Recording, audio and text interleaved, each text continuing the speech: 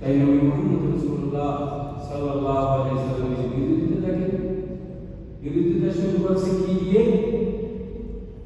বিরোধিতা শুরু করছে বলছে সে তো বিরাট কবি হয়ে গেছে। বিরাট কি হয়ে গেছে? কবি হয়ে গেছে। সুন্দর সুন্দর করে এক এক দিন এক একটা কবিতা বানিয়ে নিয়ে এসে আর আমাদের সামনে পেশ করে। অতএব তার কথা তোমরা শুনতে চাই না। আচ্ছা, কবি আর কবিতা, দুনিয়ার মানুষের জন্য একটা কবিতা আর আল্লাহর কোরআনের আয়াত এক সমান, এক সমান। তারা বিরোধিতা করছে কোরআনের, বলছে মুহাম্মদ সাল্লাল্লাহু আলাইহি ওয়াসাল্লাম নিয়মের থেকে এক কবি আছে, তার কাছে আপনি বসে বসে করে শিখে এনে তারপর তোমাদের কাছে সকালবেলা এগুলো আমরাও পাই, এগুলো আমরাও। তারা বলতে পারলে তোমরা বলতে দেখো আর মোকাবিলা করতে রাজি, কিন্তু বিরোধিতা করতে রাজি, মোকাবিলা করতে রাজি। মুহাম্মদ রাসূলুল্লাহ সাল্লাল্লাহু আলাইহি ওয়াসাল্লামের বিরোধিতা করার জন্য তাকে কবি বলে একটা ইস্যু পায়। সবাই বলে যে বিরাট কবি হয়ে গেছে, খবরদার তার কাছে তোমরা যাই, তার কাছে তোমরা যাই। এই কবিতা শুনে শুনে ধর্ম ত্যাগ করতে হবে, সমাজ ত্যাগ করতে হবে, সব কিছু ত্যাগ করতে হবে, খবর তার কাছে যাই। এখন দেখেছে যে যার সেটা ফিরে আসে। এটা তো কবিতা না, এটা আল্লাহর কোরআন। এখন কিছুদিন পরে এই ইস্যু দেখে তার ময়দানে চলতেছে না, তখন আরেকটা নতুন ইস্যু বাড়ছে। কি ইস্যু? এবং তারা সিদ্ধান্ত নিল কি বলবো, বলবো যে আমরা এমন একটা ইস্যু দিব যা ময়দানে চলে। কি? যে জাদুঘর পেয়ে গেছে। তবে মোহাম্মদ সাল্লাল্লাহু আলাইহি ওয়াসাল্লামকে জাদুঘর বললে মানুষ বিশ্বাস করবে। আমরা বলবো জাদুঘর এই জন্য যেহেতু যে যায় সে তার ধর্ম ছেড়ে মুহাম্মদের ধর্ম গ্রহণ করে, ইসলাম গ্রহণ করে আর ফিরে আসে, এই জন্য সে যাবে, এই জন্য সে কি শেখায়। রাসূলের বিরোধিতা করার জন্য কি ধরনের ইস্যু তারা বলে। এখন এই কাহিনী বলে জাদুঘর বলে রাসূলের কাছ থেকে মানুষ ফিরানো যায় না। এখন যত তারা বিরোধিতা করে ততই মানুষ তার কাছে দেখি না কিরকম জাদুঘর, আমি শুনবো না তার দেখি যাই। কিছুদিন পরে এইভাবে দেখেছে না, এটা বলা হয় মানুষ আরো বেশি যাচ্ছে। যত বিরোধিতা হচ্ছে ততই মানুষের আগ্রহ আরো বাড়তেছে, কিরকম জাদু দেখি, কিরকম জাদু করে, এরকম করে করে দেখতে সংখ্যা আরো বেড়ে যাচ্ছে।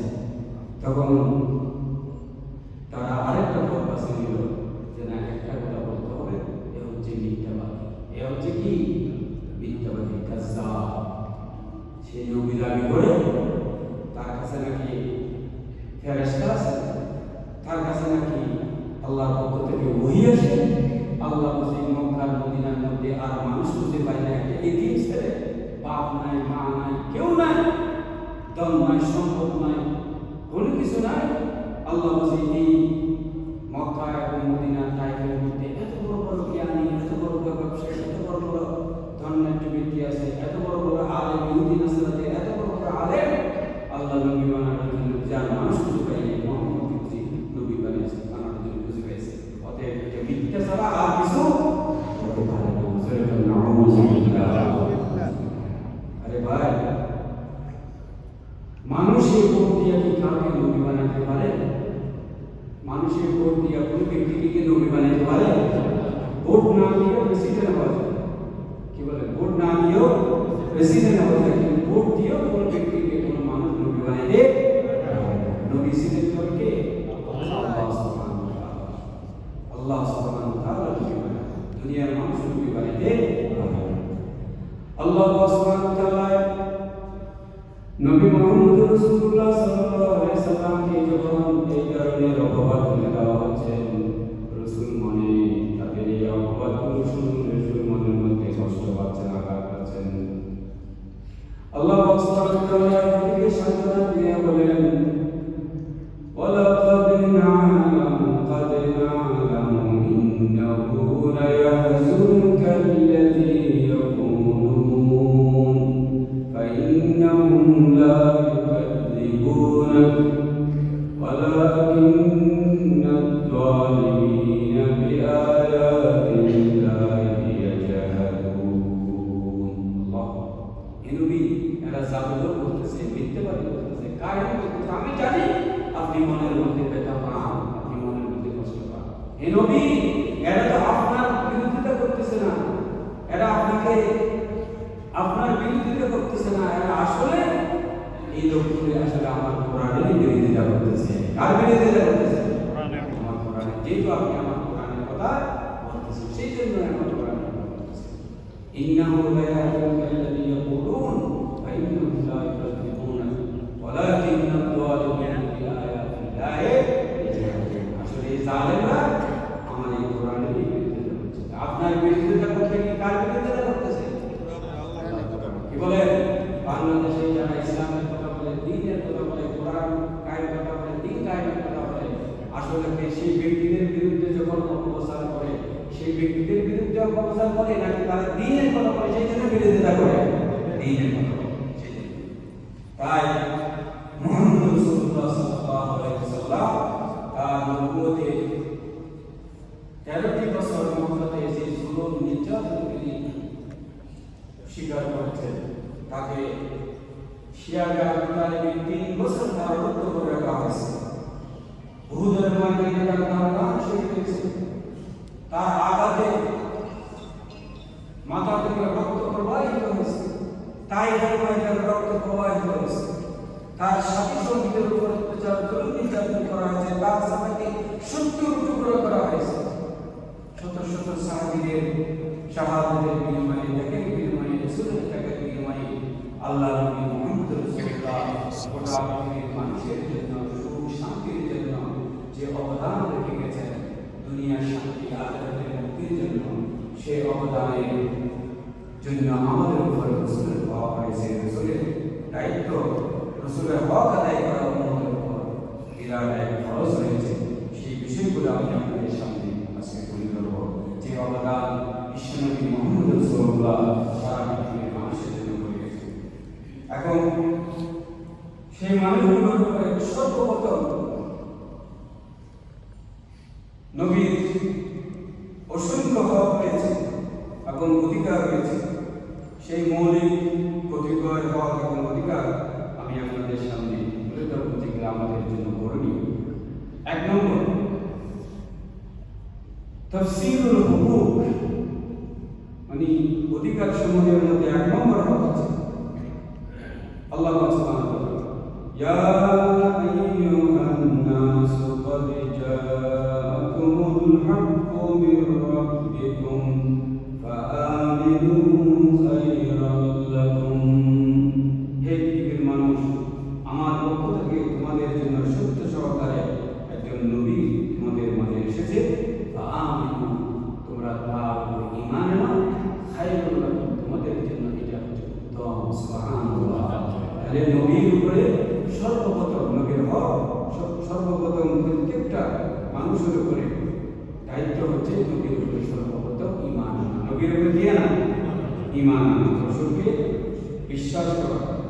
আল্লাহ কোরআন শরীফে আরেক জায়গায় বলেছেন, ফাআমিনু বিল্লাহি ওয়া রাসূলিহি ওয়ান নূরিল্লাযী আনজালনা। তোমরা আমার উপরে এবং আমার রাসূলের উপরে এবং আমার নাযিলকৃত কোরআনের উপর তোমরা ঈমান আনো। তোমরা কি আনো? কেন? কুল ইয়া আইয়ুহান নাস ইন্নী রাসূলুল্লাহি ইলাইকুম জামিআ। হে পৃথিবীর মানুষ, রাসূল হচ্ছে আমার পক্ষ থেকে তোমাদের জন্য, সারা পৃথিবীর মানুষের জন্য আমার পক্ষ থেকে মুহাম্মদ সাল্লাল্লাহু আলাইহি ওয়াসাল্লাম হচ্ছে আমার রাসূল। অতএব তোমরা সকলেই আমার নবীর উপর কি আনো? এটা হচ্ছে 1 নম্বর। 2 নম্বর হচ্ছে রাসূল সাল্লাল্লাহু আলাইহি ওয়াসাল্লামের হক এবং অধিকার তাসদীকুন নবী বিমা জা বিহি ওয়া বিমা ক্বালা বিহি। অর্থাৎ রাসূল সাল্লাল্লাহু আলাইহি ওয়াসাল্লামকে সত্যায়ন করা, সত্যবাদী বলে বিশ্বাস করা। কারণ রাসূল সাল্লাল্লাহু আলাইহি ওয়াসাল্লাম যে আল্লাহর নবী, তিনি আল্লাহর প্রেরিত, আল্লাহর মনোনীত নবী এবং রাসূল। রাসূলের উপরে ঈমান আনার পরে পরে সাথে সাথে এটাকে বিশ্বাস করতে হবে। এটা কি করতে হবে? বিশ্বাস করতে। আমি রাসূল, আল্লাহর নবী, মুহাম্মদ সাল্লাল্লাহু আলাইহি ওয়াসাল্লাম আল্লাহর নবী, এটা মুখে স্বীকার করলাম, কিন্তু আমাকে অন্তরে এটা বিশ্বাস করতে হবে। রাসূল সাল্লাল্লাহু আলাইহি ওয়াসাল্লাম আল্লাহর নবী, তিনি নিজে নিজে নবী বললেন। তিনি নিজে নিজে নবী হন না, বরং আল্লাহ তাকে নবী বানিয়েছেন এবং রসুলের উপরে এই বিশ্বাস করতে হবে। আর রাসূল সাল্লাল্লাহু আলাইহি ওয়াসাল্লাম যা কিছু বলেন এগুলো মুহাম্মদ সাল্লাল্লাহু আলাইহি ওয়াসাল্লাম নিজের বানানো কথা নয়। রাসূল যা বলেন সব কিছু কার কথা? আল্লাহ তাআলার কথা। ওমা ইয়ানতিকু আনিল হাওয়া ইন হুয়া ইল্লা ওয়াহয়ুন ইউহা। আমার নবী বানিয়ে কোনো কথা বলেন না। এই কোরআনের মধ্যে কোনো কিছু আমার নবীর বানানো নেই, বরং যা কিছু বলে সব কিছু আমি নাযিল করছি সেগুলোই আমার নবী বলেন। অতএব আল্লাহর কোরআনের সমস্ত কথাগুলোকে বিশ্বাস করতে হবে, সমস্ত কথাগুলিকে বিশ্বাস করতে হবে। কিন্তু দুর্ভাগ্যের বিষয় আজকে কিছু মানুষ রাসূলের ইসলাম প্রতিষ্ঠা করার জন্য, দ্বীন প্রতিষ্ঠা করার জন্য, রাসূল যে আন্দোলন করেছেন, রাসূল যে জিহাদ করেছেন, রাসূল যে যুদ্ধ পরিচালনা করেছেন, এগুলোর সমস্ত আয়াতগুলো বেছে বেছে কোরআন থেকে এগুলোকে বাদ দিয়ে দেওয়া হয়েছে। শিক্ষা প্রতিষ্ঠানে এগুলো আর আলোচনা করা হয় না। অথচ রাসূলের কোরআনের সমস্ত কিছু বিষয় তো আল্লাহ সুবহানাহু ওয়া তাআলা পাঠিয়েছেন, ঠিক না? আজকে বিভিন্ন জায়গায় এই বিষয়গুলো আর আলোচনা করা হয় না। অথচ রাসূলের উপর ঈমান আনতে হবে, কোরআনের প্রত্যেকটি আয়াতের উপর বিশ্বাস করতে হবে, কোরআনের প্রত্যেকটি অক্ষরের উপর ঈমান আনতে হবে এবং এটা বাস্তবায়নের জন্য কাজ করতে হবে। এটা রাসূলের হক, এটা আমাদের দায়িত্ব। 3 নম্বর হচ্ছে রাসূল সাল্লাল্লাহু আলাইহি ওয়াসাল্লামের ইত্তেবা করতে হবে। রাসূলের উপর ঈমান আনতে, রাসূলের বিশ্বাস করতে, কিন্তু ইত্তেবা করতে হবে। হবে কি না? সব করিয়েছে যে মনে হয় যেন হবে না, হবে না। রাসূল ছাড়া আর কারো ইত্তেবা অনুসরণ করা যাবে না।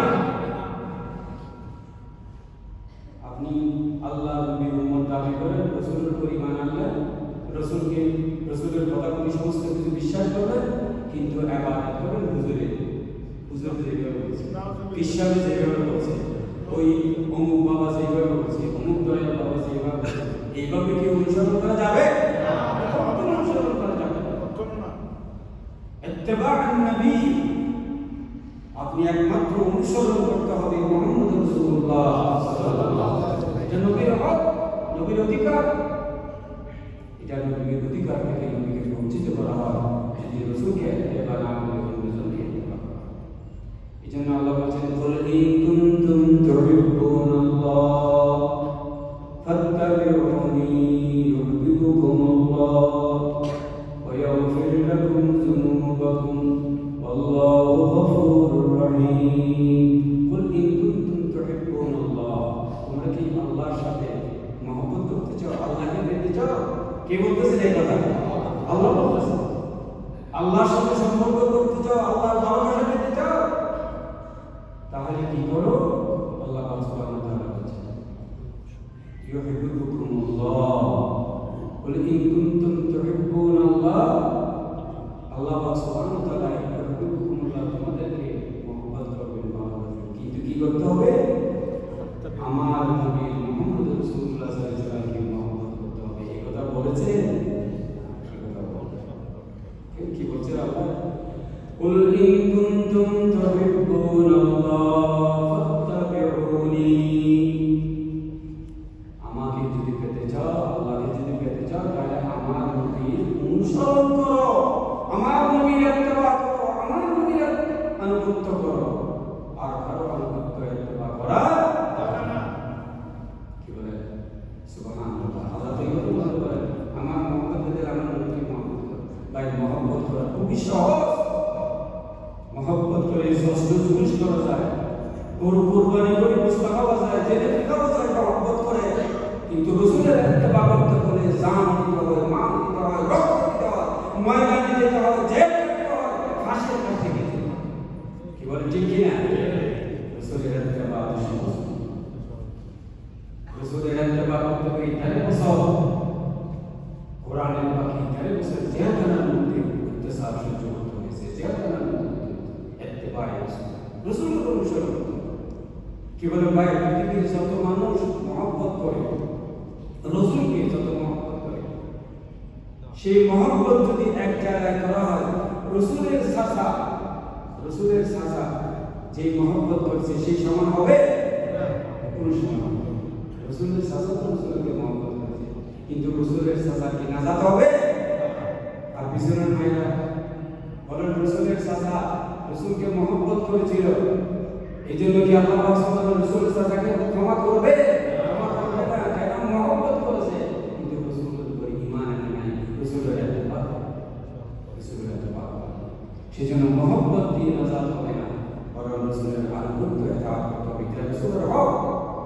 3 নম্বর, 4 নম্বর হচ্ছে রাসূল সাল্লাল্লাহু আলাইহি ওয়াসাল্লামের এটা হক, এগুলো অধিকার। চতুর্থ অধিকার হচ্ছে রাসূল সাল্লাল্লাহু আলাইহি ওয়াসাল্লামের আদর্শ, রাসূলের বিষয় অনুসরণ করে এটাকে বাস্তবায়ন করতে হবে। রাসূল সাল্লাল্লাহু আলাইহি ওয়াসাল্লাম কি জন্য আসেন? আমাদেরকে দাঁড়িয়ে রাখার জন্য, টুপি মাথা দেওয়ার জন্য, সুন্নাত পালন করার জন্য, খাবার পরে একটু মিষ্টি খাবার জন্য, এগুলোর জন্য রাসূল আসছে? এগুলোর জন্য রাসূল আসছে না। রাসূলকে আল্লাহ কি জন্য পাঠিয়েছেন? হুয়াল্লাযী আরসালা রাসূলাহু বিল হুদা ওয়া দীনিল হাক্কি লিইয়ুযহিরাহু আলাদ দীনি কুল্লিহি। সমস্ত পৃথিবীর মতবাদ করে, এটাকে দুনিয়া থেকে উৎখাত করে, সমস্ত বাতিল মতবাদ উৎখাত করে আল্লাহর দ্বীনকে বিজয় করে দেওয়ার জন্য রাসূলকে পাঠানো হয়েছে। এটাই ছিল রাসূলের মিশন, এটাই ছিল রাসূলের আদর্শ, এটাই ছিল রাসূলের প্রথম ফরজ। আর এটা কাজ করতে হবে উম্মতের, এটা রাসূলের হক, এটা রাসূল করেছেন এবং এটা আমাদেরকে। 4 নম্বরে, 5 নম্বর হচ্ছে রাসূল সাল্লাল্লাহু আলাইহি ওয়াসাল্লামের হক এবং অধিকার এবং তার দায়িত্ব।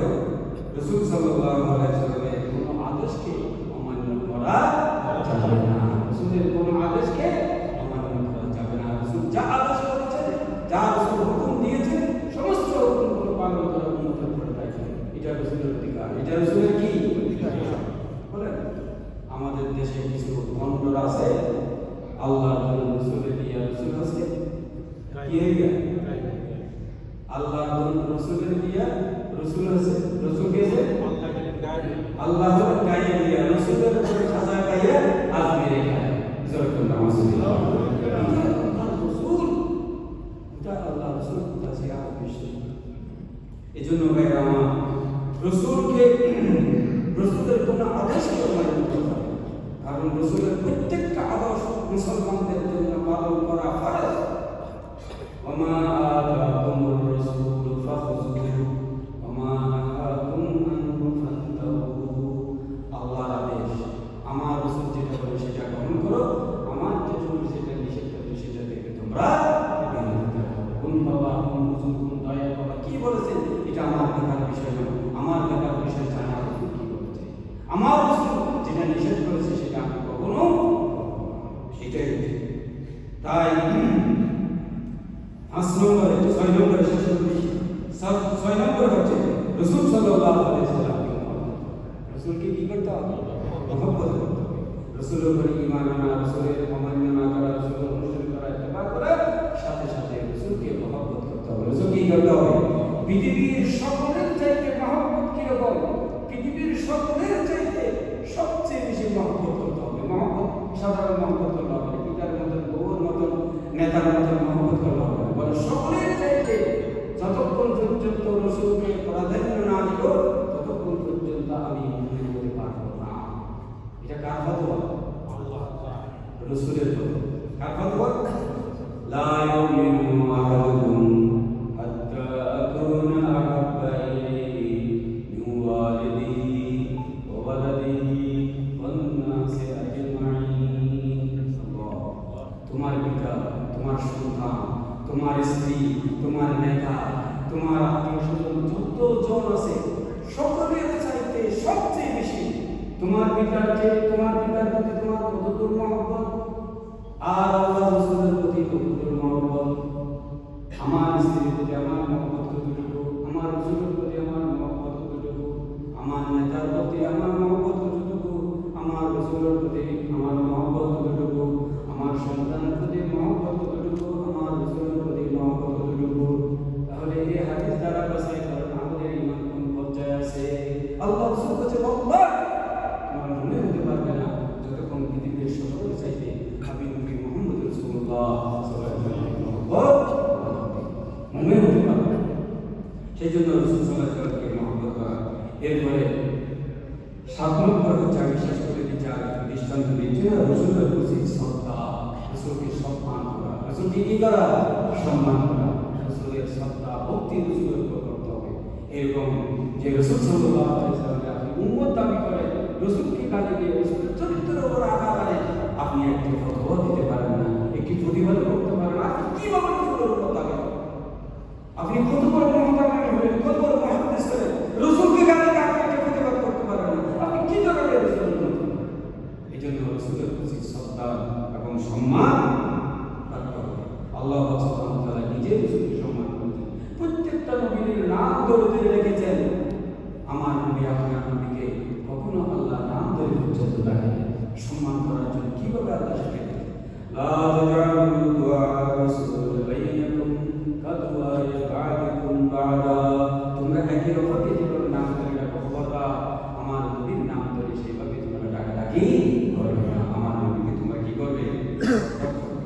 আল্লাহ সুবহানাহু ওয়া তাআলা আপনারা জানেন রাসূল সাল্লাল্লাহু আলাইহি সাল্লামের সামনে কথা বলা, বেয়াদবি করা, আওয়াজ উচ্চ করা, এটা পর্যন্ত আল্লাহ সহ্য করেন না। রাসূলের পরে সবচেয়ে বেশি সম্মানিত ব্যক্তি হযরত আবু বকর, হযরত উমর, রাসূলের বৈঠকে রাসূলের উপস্থিতিতে কথা বলতেছেন, আবু বকরের একটু আওয়াজ বড় হয়ে গেছে, উমরের আওয়াজ একটু বড় হয়ে গেছে, আল্লাহ এই আওয়াজটা পর্যন্ত রাসূলের কণ্ঠস্বরের চাইতে তাদের কণ্ঠস্বর একটু উঁচা হয়ে গেছে, আল্লাহ সেটা পর্যন্ত পছন্দ করেন না। কোরআনের আয়াত নাযিল করছে, খবরদার লা তারফাউ আসওয়াতাকুম, আমার নবীর সাথে উচ্চস্বরে কথা বলবে, এটা শুধু বেয়াদবি না, লা আহাদাত আমালাকুম, তোমাদের জীবনের সমস্ত আমল বরবাদ। এই জন্য রাসূলকে শ্রদ্ধা এবং সম্মান করা। এরপর নম্বর হচ্ছে রাসূলের হক, রাসূলের প্রতি দরুদ পড়া, রাসূলের প্রতি কি পড়া? দরুদ পড়া। দরুদ আল্লাহ সুবহানাহু ওয়া তাআলার নির্দেশ, রাসূলের প্রতি দরুদ দ্বারা আল্লাহ কি নির্দেশ? ইন্নাল্লাহা ইয়া আইয়ুহাল্লাযীনা ইন্নাল্লাহা ওয়া মালাইকাতুহু ইউসাল্লুনা আলান নবী ইয়া আইয়ুহাল্লাযীনা আমানু সাল্লু আলাইহি ওয়া সাল্লিমু তাসলিমা। আমি আল্লাহ আমার ফেরেশতাদের উপর দরুদ করে তোমরা আমার নবীর উপর কি করো? দরুদ তো কিভাবে করো? দরুদ তো বেজাল করে গেছে বাংলাদেশের সব বেজাল, দরুদ তো বেজাল করে গেছে। কি বল বেজাল না? এক এক জায়গায় নগরে কুচিটাকে খুব করে খুব দাবি থাকে, কিন্তু একটা দরুদ আছে পুরো বিশ্বময়, যেটা কোনো বেজাল না, সেটা হচ্ছে দরুদ ইব্রাহিম। সেটা কি? দরুদে ইব্রাহিম। সারা পৃথিবীতে যেখানে যায় সেজন্য আল্লাহ সুবহানাহু ওয়া তাআলা বলেন, এই দরুদ তোমরা পড়ো আমার নবীকে। যে কোনো দোয়া, যে কোনো ইবাদত, যে কোনো কিছু আল্লাহ তাআলা কবুল হবে না যতক্ষণ না সেখানে আমার নবীর উপরে দরুদ পড়া হয়। সুবহানাল্লাহ। তো রাসূলের হক রাসূলের উপর করতে হবে। এই জন্য এই না যে আমার পাশে একটা আশা রাখলাম আমি রাসূলকে এখানে রাসূল আসি পড়বে, আর যখন রাসূল আসবে আমরা দাঁড়িয়ে যাবো, আর যখন আমরা পড়বো রাসূল বলবে যে আপনি চলে যান। কত বড় বিহার তুমি কে? একটা স্টেজ বানাইছো, সেখানে একটা চেয়ার বানাইছো, সেই চেয়ারের মধ্যে রাসূল আসে বসে, আর সেই পাশে তুমি বলবে কত বড় বিহার রাসূলের সামনে। এই সমস্ত শয়তানি বেদাতি কুফরি কাজগুলো এগুলো রাসূলের প্রতি কি করা হয়? রাসূলের হক আদায়, রাসূলের উপর দরুদ পাঠ করা আল্লাহ পাক সুবহানাহু ওয়া তাআলা নিজেই শিখিয়ে দিয়েছেন। এরপরে নবীর শিখানো পদ্ধতিতে ইবাদত। 9 নম্বরে নবীর শিখানো পদ্ধতিতে ইবাদত করে নামাজ, রোজা, হজ, যাকাত, প্রত্যেকটা তসবিহ, তালিম, বিবাহ শাদী, আপনার সমস্ত কাজগুলো নবী যেভাবে করতেন সেভাবে আমাদের করতে হবে। কি বলেন? আমার বিশ্বাসে যে কোনো দিন যে লাভ, আমার বিশ্বাসে যে সবুজ ওড়না পরে পাগড়ি পরে আমি সেই করব, এটা কি রাসূলের সুন্নাত? রাসূলের হক। রাসূল সাল্লাল্লাহু আলাইহি ওয়াসাল্লাম যেভাবে নামাজ পড়তেন, যেভাবে রোজা রাখতেন, যেভাবে হজ করতেন, যেভাবে দিন কায়েম করতেন, সেইভাবে করতে হবে। এটাই হচ্ছে রাসূলের হক, রাসূলের পদ্ধতিতে ইবাদত করা। রাসূল সাল্লাল্লাহু আলাইহি ওয়াসাল্লাম সাহাবীদের মধ্যে হযরত আব্দুল্লাহ ইবনে মাসউদ আলোচনা করতেছিলেন, আব্দুল্লাহ ইবনে আব্বাস আলোচনা করতেছিলেন মসজিদে নববীতে, রাসূলের কথা বলে বলে আদেশ করতেছেন, আলোচনা করতেছেন। এমন সময় এক সাহাবী বলেন, তুমি যে এরকম বলো, আবু বকর তো আমাদেরকে এরকম বলছে, আরেকজন বলছে ওমর তো আমাদেরকে এরকম বলছে। তিনি সাথে সাথে রাগান্বিত হয়ে গেলেন, তোমরা যদি আল্লাহ রাসূলের কথা বলছো, মুহাম্মদ রাসূলুল্লাহ রাসূল রসুল আমি মুহাম্মদ সাল্লাল্লাহু আলাইহি ওয়াসাল্লাম বলছেন এইভাবে, আর তোমরা আমাকে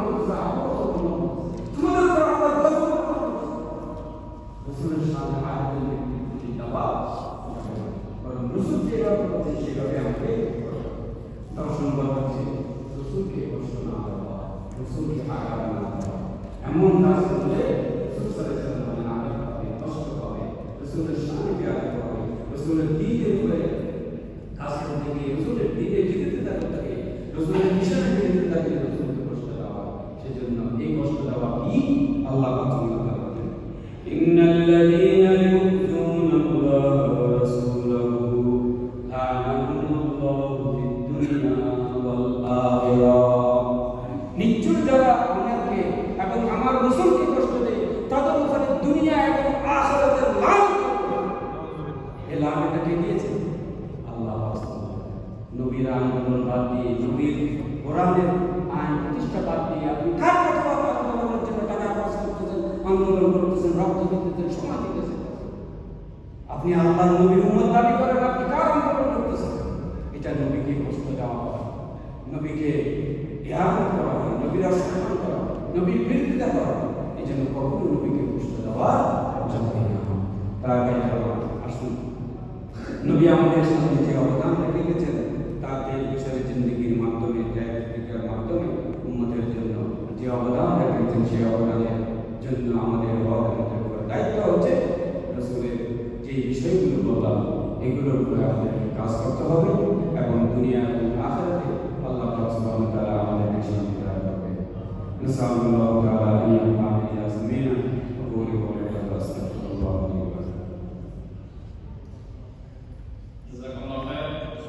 আলহামদুলিল্লাহ, এতক্ষণ পর্যন্ত হযরত মুহাম্মদ রাসূলুল্লাহ সাল্লাল্লাহু আলাইহি ওয়াসাল্লামের জীবনী থেকে বিভিন্ন বিভাগ থেকে